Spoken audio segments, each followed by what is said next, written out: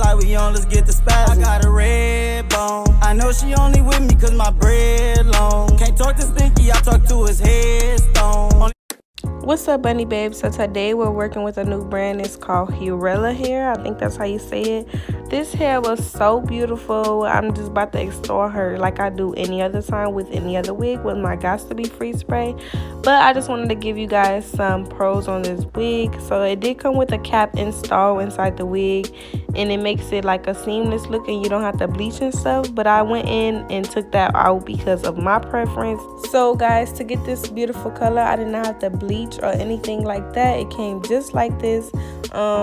I really love this hair because it was so flowy and like very, very perfect in density, and the hair quality is just very, very amazing for the color that it is. But yeah, I didn't have to do too much, just apply the closure and straighten out the part.